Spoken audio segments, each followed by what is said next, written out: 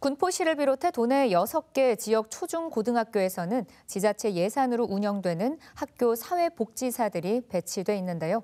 이들은 소득 기준과 관계없이 학생 모두를 위한 복지 서비스를 제공하고 있습니다. 그런데 갈수록 지자체 재정 부담이 커지면서 하나둘 사업 중단을 검토하고 있는 상황입니다. 이 같은 소식에 군포시에서는 학부모와 학생, 교사들까지 사업 유지를 위해 발벗고 나섰습니다. 권예솔 기자의 보도입니다. 학교 수업이 끝난 한 중학교에서 특별한 수업이 진행됩니다. 일주일에 3번 열리는 대학생 멘토링 수업입니다. 주로 국영수 과목을 봐주는데 학원을 다니지 않는 학생들에게 수업 효과는 여느 고액과에 못지 않습니다.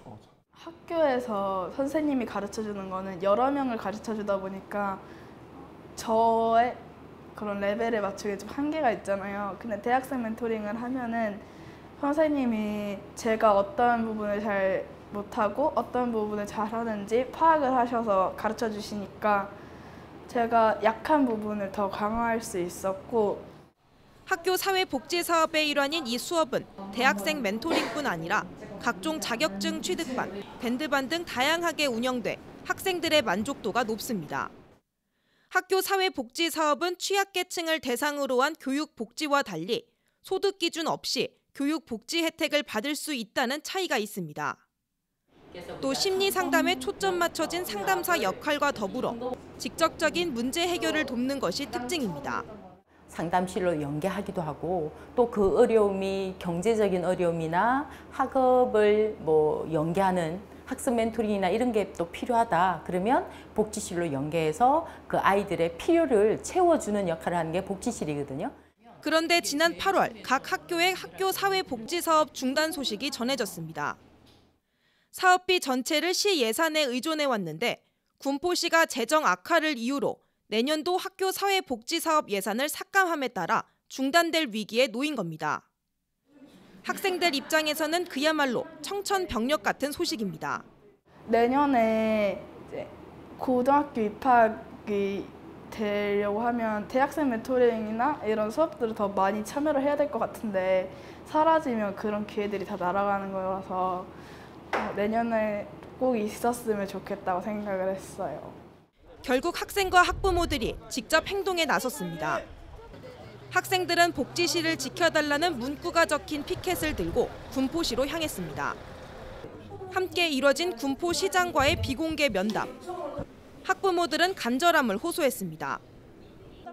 둘째 아이가 경계성 지능장애라는 한 학부모는 돌봄이 부족했던 첫째 아이를 학교 사회복지사가 발굴해 도움을 받을 수 있었다며 절실함을 드러냈습니다.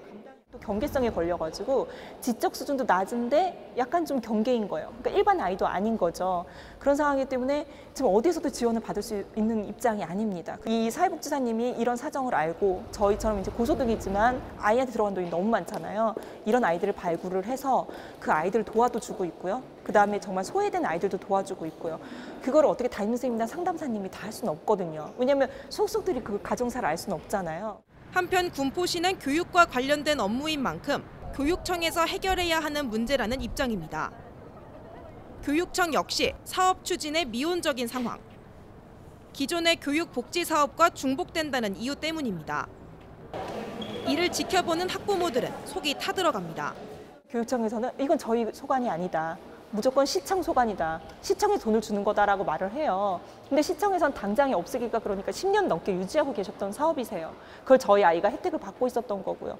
그렇기 때문에 좀 너무 안타까워요. 왜 서로가 이렇게 미루고 있는지 이 사업을. 왜냐하면 너무나도 필요한 사업인데. 학생들을 대신해 학부모들이 군포시에 전달한 학생들의 손편지에는 다음과 같은 내용이 담겨 있습니다. 베트남에서 왔어요. 선생님이 많이 도와줘서 너무 감사해요. 저는 슬픈 날에도 행복한 날에도 복지 선생님과 같이 이야기해요. BTV 뉴스 권예솔입니다.